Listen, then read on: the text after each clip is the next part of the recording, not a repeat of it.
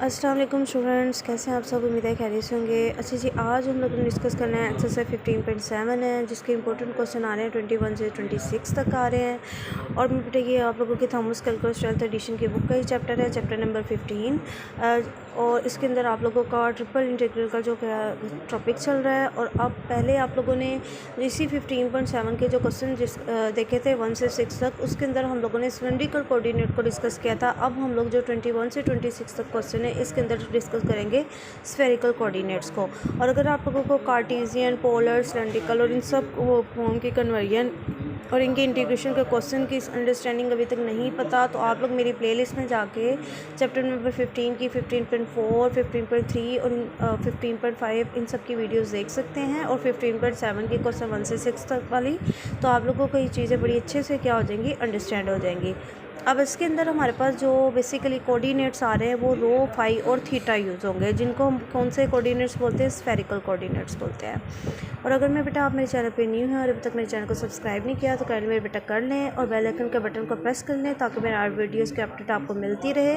और comment section में ज़रूर बताया करें अगर आपको वीडियोज़ अच्छी लगती हैं, इनकी ईजीली अंडरस्टैंडेबल होती हैं, या आप लोगों की तरफ से हमारे लिए एक मोटिवेशन होती है कि हमारा फिर दिल करता है कि हम आने वाले टाइम में भी आप लोगों के लिए आसान से आसान मेथड लेके आएँ और आप लोगों की जो भी क्यूरी है उनको फर्दर आपको ज़रूर रिस्पॉन्स करते रहें। और अगर लोगों को मज़ीद कुछ और भी डिस्कस मैथ से रिलेटेड करना चाहते हो, तो वीडियो के डिस्क्रिप्शन में मेरे व्हाट्सएप ग्रुप का लिंक मौजूद है, उसको जो मुझे ज्वाइन कर सकते हैं और वहाँ पे मेरे साथ डिस्कस कर सकते हैं। दूसरों से ज़्यादा शेयर किया करें। शेयर करना क्या होता है, सदका जारिया होता है। मे बी मेरी वजह से, आपकी वजह से किसी की हेल्प करना क्या होता है, बहुत अच्छी बात है। चलें जी, वैसे तो हम लोगों ने लाइफ में कोई नेकियां पता नहीं करनी है या नहीं, चाहे इसी तरह बहाने आपके कुछ अच्छे डीड्स भी हो जाए। ओके जी, बात करते हैं इसके स्फेरिकल कोऑर्डिनेट्स की। तो स्फेरिकल कोऑर्डिनेट को अगर spherical coordinate represent as a point in space by order triple, इसके अंदर ट्रिपल ऑर्डर होता है, रो, फाई और थीटा। बेसिकली 3 कोऑर्डिनेट है स्फेरिकल कोऑर्डिनेट्स के। इन विच रो किसको शो करता है, distance from the point V to the origin. ये इसके साथ एक डायग्राम थी, वो अभी मैंने यहाँ पे नहीं बनाई हुई, लेकिन आप लोगों की बेसिक अंडरस्टैंडिंग के लिए आपको ये पता होना चाहिए कि स्फेरिकल कोऑर्डिनेट्स के अंदर मेन 3 कोऑर्डिनेट्स है कौन से। एक आपके पास रो है, एक आपके पास फाई और एक आपके पास क्या है, थीटा। रिलेशंस, मेन चीज़ें जो रिलेशन आप लोगों को पता होंगे, तो ये वाले 21 से 26 तक क्वेश्चन आप लोगों के लिए करना बहुत ही आसान हो जाएगा। ठीक है।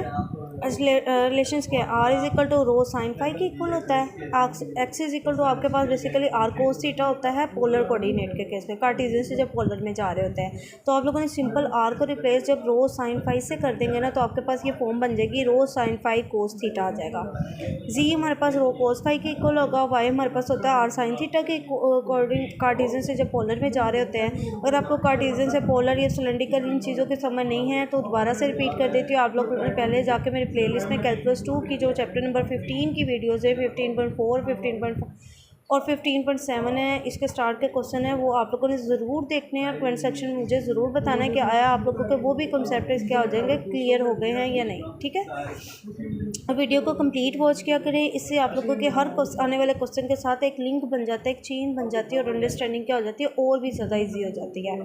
Z is equal to r cos phi था, तो वाई आर साइन थीटा है। आर को हम लोगों ने रो साइन फाई से रिप्लेस करना है, तो बन जाएगा rho sine phi sine theta. और रो हमारे पास इक्वल होती है square root x square plus Y square plus जी स्क्वायर। और अगर हम कार्टेशियन से पोलर में जब जा रहे थे, तो हम लोगों ने X square plus Y square को इक्वल टू आर स्क्वायर लिया हुआ था, तो रिप्लेस करेंगे तो आर स्क्वायर प्लस जी स्क्वायर का स्क्वायर रूट बन जाएगा। और जो हमारे पास वॉल्यूम है, डिफरेंशियल का वॉल्यूम अगर आप लोग कैलकुलेट करें, तो उसमें आप लोगों के पास होगा रो square sine phi D rho D phi D theta. अब इसके अंदर ये चीज़ फिक्स है। कार्टेशियन के अंदर आपके पास होता था डी एक्स डी वाई, फिर आप लोगों के पास पोलर के केस में डी आर डी थीटा वाला आर डी थीटा वाला केस आ गया था। फिर उसके बाद आप लोगों के पास आ गया डी डी थीटा। ठीक हो गया।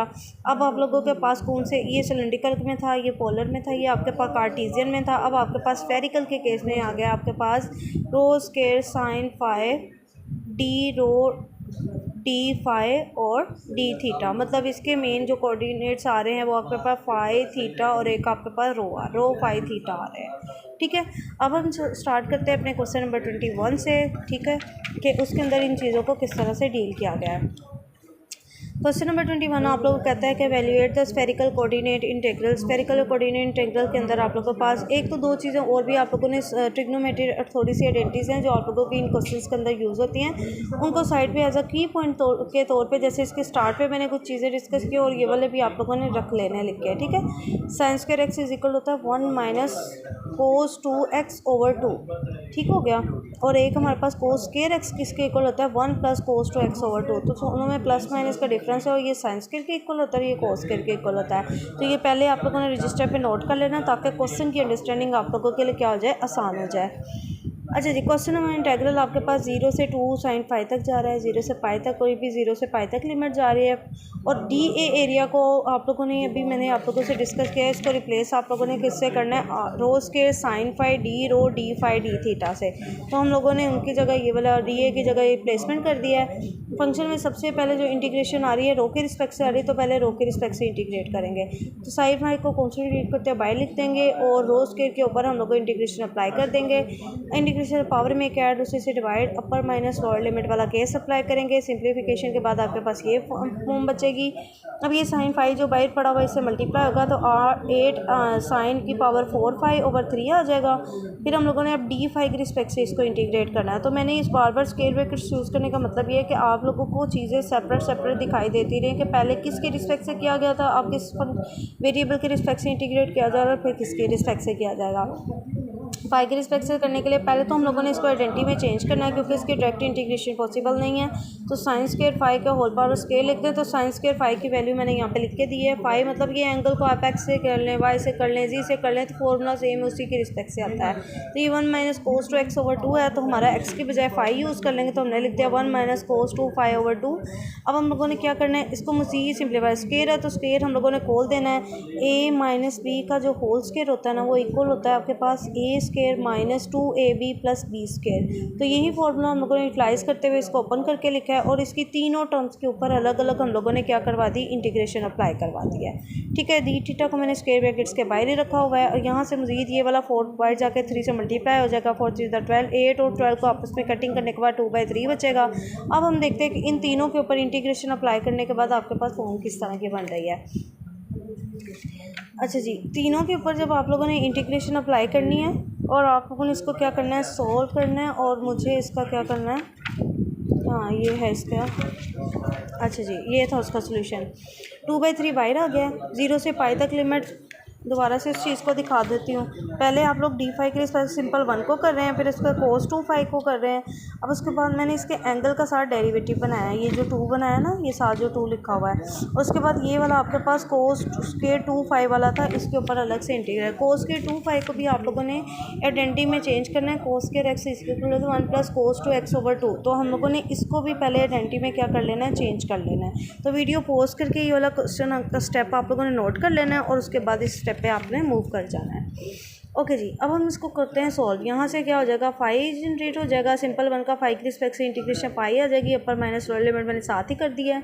साइन 2 फाई के इसमें हमारे पास जो आंसर कोस 2 फाई लिखा हुआ था और उसका जो साथ हम लोगों ने एंगल बनाया था, तो उसका एंगल का डेरिवेटिव साथ पड़ा हो तो कोस की जो इंटीग्रेशन आती है साइन 2 फाई आ जाएगी। अपर माइनस लोअर लिमिट इस पर अप्लाई कर दी। अब यहाँ पे भी हमारे पास 2 केस बन गए, एक 1 के ऊपर इंटीग्रेशन अप्लाई होगी और एक आपके पास कोस 4 5 के ऊपर अप्लाई होगी। तो ये जो 2 है दोनों के नीचे डिवाइड होगा, इसलिए मैंने 1/2 इधर भी लिखा हुआ है और इधर भी साइड पे लिखा हुआ है। ठीक है, अब हम इसको सिंप्लीफाई कर लेते हैं। तो अपर माइनस लोअर लिमिट के केस में यहाँ से सिर्फ पाई बचेगा। ये साइन जो 0 पे 0 ही वैल्यू दे रहा होता है, साइन 2 पाई 180 पे ये भी 0 हो जाते हैं। तो मतलब ये वाली टर्म तो हमारी वैसे ही वैनिश हो गई है। ठीक है, साइन 2 पाई पे और 0 पे दोनों पे वैल्यू क्या देता है, आंसर 0 देता है। आप कैलकुलेटर से भी देख सकते हैं। मज़ीद यहाँ पे क्या बचेगा, आपका फाई के रिस्पेक्ट से 1 को जब इंटीग्रेशन करेंगे तो यहाँ से फाई जनरेट हो जाएगा। फाई पे आप लोगों ने अपर माइनस लोअर लिमिट जब अप्लाई करनी है तो वहाँ से आप लोगों ने देखना है कि आपके पास बाकी क्या टर्म बची हुई है। ठीक है, ये मैंने यहाँ से ये स्टेप मैं थोड़ा सा एरो बना के बता देती हूँ आपको। ये स्टेप मैंने यहाँ से लिखा हुआ है। ठीक है, उसके बाद ये वाला स्टेप मैंने इधर मूव करवा दिया है। इसके एंगल का डेरिवेटिव बनाने के लिए मैंने क्या किया, 4 से मल्टीप्लाई भी करवा दिया और डिवाइड भी करवा दिया है। तो यहाँ से फाई आ जाएगा। फाई पे अपर माइनस लोअर लिमिट अप्लाई करेंगे तो ये पाई/2 बन जाएगा। 0 पुट करने से वैसे ही 0, तो ये पाई प्लस पाई बाय, ये पाई इससे आया था, इसका पूरी टर्म वैनिश हो गई। 1/2 को जब 0 से पाई तक डी फाई के रिस्पेक्ट से किया गया था तो यहाँ से पाई/2 बचा आपके पास। ये बन जाएगा 4 to the 8 एंगल और आगे उसके डेरिवेटिव साथ पड़ा हुआ था, कोस का डेरिवेटिव साइन 4 फाई आ जाएगा। अपर माइनस लोअर लिमिट लगाएंगे। अब साइन के केस में आप लोगों ने याद रख लेना है 2 के मल्टीपल्स में अगर आपका एंगल और 0 आ रहा होगा ना तो उस केस में साइन हमेशा आंसर 0 दे देगा। बाकी हम लोग सिंप्लीफाई करेंगे पाई प्लस पाई बाई 2 का, तो ये 3 पाई बाई 2 बनेगा। यहाँ से 2 से कटा 3 से कटा, बाकी बचेगा पाई। पाई को बाई निकाल देंगे और 1 की थीटा के रिस्पेक्ट से इंटीग्रेशन ले लेंगे। थीटा 1 के जब जिस वेरिएबल के रिस्पेक्ट से इंटीग्रेट किया जाए तो वेरिएबल जनरेट कर थीटा आ जाएगा, 0 से पाई तक जाएगा। अपर माइनस लोअर लिमिट अप्लाई करेंगे, पाई पाई से मल्टीप्लाई होकर आपके पास आंसर बन जाएगा पाई स्क्वायर। अब हम चलते हैं क्वेश्चन नंबर 22 की तरफ। क्वेश्चन नंबर 22 के अंदर में बेटा आप लोगों के पास इंटीग्रल कुछ इस तरह से गिवन है। 0 से 2 तक लिमिट जा रही है, 0 से पाई बाय 4 तक जा रही है, 0 से 2 पाई तक जा रही है, और आप लोगों के पास आर स्क्वायर साइन फाई और D R D rho D phi D theta ये चीज़ तो फिक्स है, ठीक है। ये चीज़ आपके फॉर्मूले में ही है। अगर आप स्फेरिकल कोऑर्डिनेट्स को इंटीग्रेट करें, उसका वॉल्यूम फाइंड कर लें तो उस केस में, और हमारे पास फंक्शन जो गिवन है वो ये चीज़ गिवन है रो कोज ऑफ फाई। अब पहले रो की रिस्पेक्ट से कर रहे हैं तो कोस फाई और साइन फाई तो एज अ कॉन्स्टेंट रीड करते हैं, बाई निकाल देंगे। इस रो को रो से मल्टीप्लाई रो क्यूब बन गया।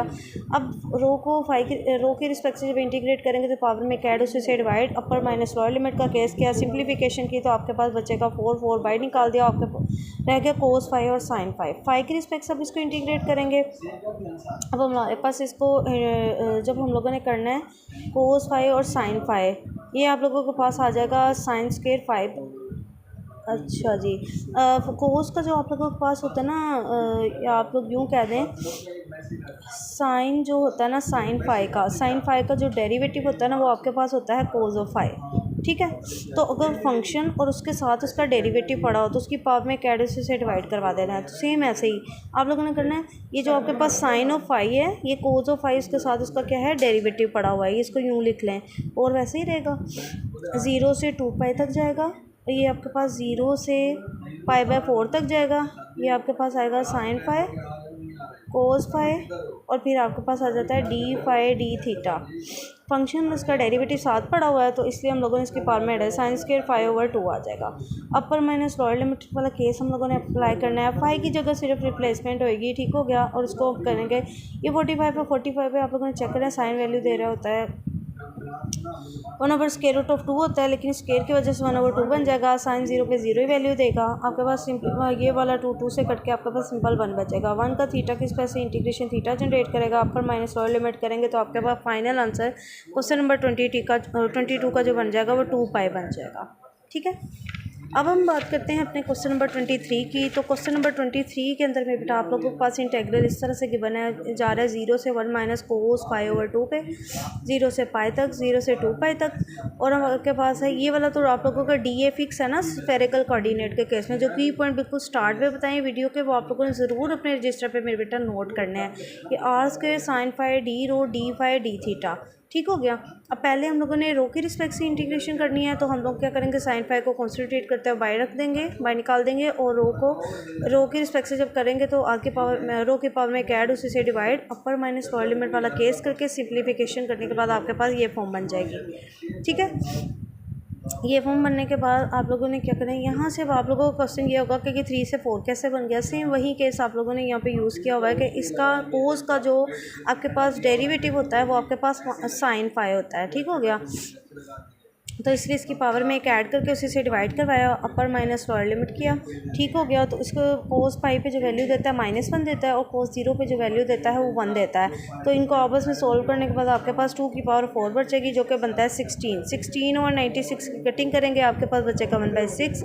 सिंपल 1 की जब थीटा की रिस्पेक्ट से इंटीग्रेशन करेंगे तो आपके पास थीटा जनरेट हो जाएगा। अपर माइनस लोअर लिमिट करने के बाद आपके पास फाइनल जो आंसर क्वेश्चन नंबर 23 का बनेगा π/3, ठीक है। अब हम बात करते हैं अपने नेक्स्ट क्वेश्चन नंबर 24 की तरफ मूव करते हैं। क्वेश्चन नंबर 24 के केस में आप लोगों के पास में बेटा इंटीग्रल इस तरह से गिवन है, 0 से 1 तक लिमिट जा रही है, 0 से पाई तक है, फिर 0 से 3 π/2 तक है।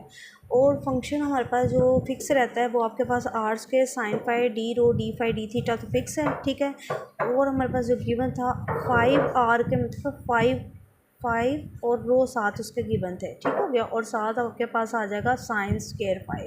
तो बेसिकली ये फंक्शन था जो कि मल्टीप्लिकेशन के बाद फाइनल फॉर्म में चेंज होकर आपके पास बना था 5 rho cube sine cube phi D rho D phi D theta. तो आप लोगों ने देखना कि पहले कौन सा वेरिएबल रो आ रहा है, तो रो के रिस्पेक्ट से पहले इसको हम लोगों ने क्या करना है, इंटीग्रेट करना है। तो रो के रिस्पेक्ट से जब करेंगे ना, तो ये जो साइन होगा साइन क्यूब फाई, ये आप कॉन्सेंट्रेट करते हो बाहर ले जाना, ठीक है, 5 भी, और आप लोगों ने सिंपल इंटीग्रेशन आर क्यूब के ऊपर अप्लाई करनी है। तो रो की रिस्पेक्ट से जब इंटीग्रेट करेंगे तो पावर में एक ऐड उससे से क्या हो जाएगा, डिवाइड हो जाएगा। अपर माइनस लोअर लिमिट वाला केस यूज़ करना है। हाँ, जब आप लोग लिमिट्स अप्लाई करते हो ना मेरे बेटा, उसमें आप लोगों ने प्लस माइनस पे बहुत फोकस करना है। उसकी आप माइनर सी मिस्टेक से आपको पूरे क्वेश्चन पे इफेक्ट हो सकता है। चलिए जिसको करते हैं सिंप्लीफाई, यहाँ से आपके पास क्या बचेगा, 1/4 रह जाएगी टर्म, 1/4 भी कॉन्स्टेंट है तो उसको बाहर ले जाएंगे, और अब हमारे पास जो इंटीग्रेशन अप्लाई हो जाएगी साइन क्यूब फाइव पे होगी। अब फाइव के रिस्पेक्ट से इंटीग्रेशन करेंगे। पहले तो हम लोगों ने इसको स्प्लिट कर दिया। मैंने स्टार्ट पे आप लोगों को दो आइडेंटिटीज लिखवाई थी, एक साइन स्क्वायर फाई के लिए और एक कोस स्क्वायर फाई के लिए। तो हम उन आइडेंटिटीज को अब यहाँ पे क्या करेंगे, यूटिलाइज करेंगे।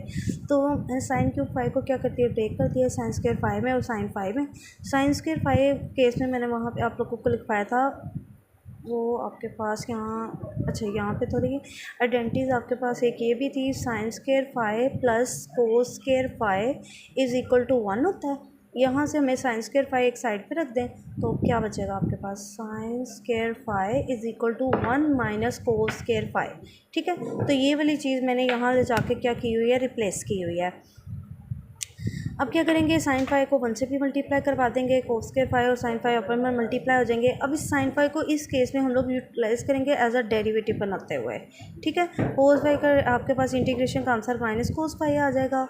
अब यहाँ पे कोस की जो डेरिवेटिव होता है माइनस साइन फाइव होता है, माइनस की कमी थी ना साइन के साथ, तो हम लोगों ने माइनस से मल्टीप्लाई भी करवा दिया। ठीक है, बाहर भी और इनसाइड भी, तो यहाँ से ये वाला साइन क्या हो जाएगा, प्लस आ जाएगा। अब क्या करेंगे, साइन फाई का आपको जो आपके पास इंटीग्रेशन आती है माइनस कोस फाई आ जाएगी। लिमिट हमारी 0 से पाई तक जा रही है। ये हमारे केस में क्या होगा, पावर में कैड उससे क्या हो जाएगा, डिवाइड हो जाएगा। अपर माइनस लिमिट का केस दोनों के ऊपर अप्लाई करना है। पेरेंथेसिस ब्रैकेट्स मैं इसलिए यूज़ कर रही हूँ ताकि आप लोगों के लिए आइडेंटिफाई करना ईजी रहे कि कौन सा स्टेप किधर किया जा रहा है। ये वाली जो अपर माइनस लोअर लिमिट का केस है ये इधर शो करवाया है और इसके लिए ये वाला है आपके साथ। ठीक है, वीडियो पॉज करके आप लोग ये साथ से स्टेप्स क्या कर सकते हैं, नोट भी कर सकते हैं। अच्छा जी, यहाँ बात करते हैं कोस पाई। कोस 0 पे जो वैल्यू होता है तो ये 1 देता है, और कोस पाई पे वैल्यू देता है -1। माइनस और ये माइनस बन जाएगा +1 बन जाएगा। है वैसे ही आप लोग, अब तो बहुत मॉडर्न एज है, आप लोगों को रट्टे लगाने की भी ज़रूरत नहीं है। आराम से कैलकुलेटर पकड़ें, आप कोस पाई, कोस 0, कोस पाई/3 जिसकी मर्जी वैल्यू निकालना चाहें आपको एज अ रेडिकल डिग्री जिसमें भी चाहते हैं वो आपको मिल जाएगी। ठीक है, इसको मज़ीद क्या करेंगे, सिंप्लीफाई करेंगे। सिंप्लीफाई क्या कैसे किया गया कि 1 में 1 ऐड किया तो 2 आ गया आपके पास, -1/3 है। मतलब एलसीएम वाले तरीके से आपने इनको क्या कर देना, सोल्व कर लेना है, और आपके पास फाइनल पॉइंट जो 4/3 बन जाएगा। उसको हम बाहर निकालेंगे क्योंकि एज अ कॉन्स्टेंट ट्रीट करेंगे, और सिंपल 1 को जब आप लोग इंटीग्रेट करेंगे थीटा के रिस्पेक्ट से थीटा जनरेट करेगा। अपर माइनस लोअर लिमिट का इस पर केस करना है। ठीक है, पहले अपर लिमिट लगानी है, फिर उसके बाद क्या लेना है, लोअर लिमिट। सिंप्लीफिकेशन के बाद आपके पास क्वेश्चन नंबर 24 का जो फाइनल आंसर बनता है 5π/2 बनता है। ठीक है, और अगर आप लोग स्टेप की समझ नहीं आती कमेंट सेक्शन में आप लोगों ने ज़रूर पूछना है। ठीक है, बात करते हैं नेक्स्ट क्वेश्चन नंबर 25 की। तो क्वेश्चन नंबर 25 के केस में अब देखिए, मैंने ये जो सारे क्वेश्चन डिस्कस करने का मकसद ये था कि हर आने वाले ट्रिपल इंटीग्रल के केस में जब आपके पास लिमिट्स हैं वो चेंज होती जा रही हैं, कभी वो किस फंक्शन की फॉर्म में आ रही हैं, कभी वो किसी मतलब एंगल की फॉर्म में आ रही हैं, तो हर एक टाइप को समझना ज़रूरी है। ठीक है, अब यहाँ पे हमारे पास जो इंटीग्रेशन की लिमिट्स आ रही हैं सेकंड 5 से 2 तक जा रही है, ये 0 से π/3 तक है, 0 से 2π तक है, और फंक्शन हमारे पास ये चीज़ तो बिल्कुल फिक्स है, r रो स्क्वायर साइन फाई d रो d फाई d थीटा। सिर्फ इस दफ़ा एक्स्ट्रा जो हमारे पास फंक्शन में गिवन है वो 3 गिवन है। ठीक है, हमारे इंटीग्रेशन में सबसे पहले रो यूज़ हो रहा है, जिसका मतलब रो की रिस्पेक्ट से हम लोगों ने इंटीग्रेशन करनी है, तो साइन फाई और 3 को bind as a constant read करेंगे और रो स्क्वायर के ऊपर इंटीग्रेशन अप्लाई कर देंगे। तो पावर में एक ऐड और उसी से डिवाइड वाला केस। ठीक है, देन इसके बाद अपर माइनस लोअर लिमिट लगाएंगे। अब लोअर लिमिट आपके पास सीकन फाई थी, तो रो की रिस्पेक्ट से करें तो रो की जगह आप लोगों ने इसको क्या करना है, रिप्लेस कर देना, तो ये सीकन क्यूब फाई बन जाएगा। ठीक है, अब ये भी एक चीज़ आप लोगों ने थोड़ी सी ट्रिग्नोमेट्री एडवांटेज में आप लोगों को पता होनी चाहिए। जो कोसेकन थीटा होता है ना, बेसिकली आपके पास ये किसका उलट था 1, ये आपके पास 1/, जब साइन वाली फॉर्म आ रही होती है। ठीक है, और जो आपके पास सीकन थीटा वाली फॉर्म होती है ना, ये बेसिकली आपके पास होती है 1/, कोस थीटा वाला केस होता है। तो मतलब सीकन थीटा के रिप्लेसमेंट में आपके पास कोस थीटा आ जाएगा। यहाँ हमारे पास थीटा के बजाय एंगल फाई यूज़ हो रहा है, तो आप लोगों ने थीटा के बजाय फाई यूज़ कर लेना है। अच्छा अच्छा, यहाँ पे हम लोगों ने क्या किया बेटे, जब हम लोगों ने अपर लिमिट अप्लाई की ना, तो ये 2 का क्यूब ये आपके पास 8 बन जाएगा। सेकंड क्यूब 5 को हम लोगों ने इसको क्या किया, ब्रेक कर लिया है। 1/cos 5 और एक जब ये वाला sin 5 इनसाइड मल्टीप्लाई होगा ना, तो ये sin/cos 5 वाली फॉर्म बन जाएगी, जो कि इक्वल होती है आपके पास tan 5 के इक्वल। तो ये आइडेंटिस ये भी याद रख लें साइड पे अपने पास की पॉइंट के तौर पे, जो sin थीटा इक्वल होता है किसके, sin/cos के, ठीक है, sin थीटा/cos थीटा। तो ये थीटा बेसिकली यहाँ पे जो एंगल रिप्लेसमेंट हुई है वो 5 की हुई है। ये हमने क्यों किया है, ये बड़ा हेल्पफुल है। जब हम लोग इंटीग्रेट अब करने लगेंगे ना, तो यहाँ पे हमारे लिए फंक्शन का जो डेरिवेटिव है ना, वो साथ उसके बनाना क्या हो जाएगा, बहुत आसान हो जाएगा। 8 sin 5 के ऊपर सबसे पहले हम लोगों ने इंटीग्रेशन अप्लाई करनी है, देन उसके बाद इस पर करेंगे। ये बन जाएगा सीकन स्क्वायर 5, ये 1/cos किसके, सीकन थीटा का, तो मतलब ये बन जाएगा सीकन स्क्वायर 5। और साथ हमारे पास क्या बन जाएगा, सीकन स्क्वायर जो होता है ना, सीकन स्क्वायर थीटा की अगर आप लोग इंटीग्रेशन करते हैं ना, तो इसके आ जाता है आपके पास, और सॉरी डेरिवेटिव जो होता है ना, वो आपके पास होता है tan थीटा, ठीक है। तो इसलिए हम लोगों ने इस फॉर्म में किया है, ठीक है। सॉरी ये थोड़ा सा कर लें, सीकन थीटा, ये इसको एज वी नो में लिखें। सीकन थीटा का डेरिवेटिव होता है बेसिकली सीकन थीटा, आपके पास साथ आ जाता है tan थीटा।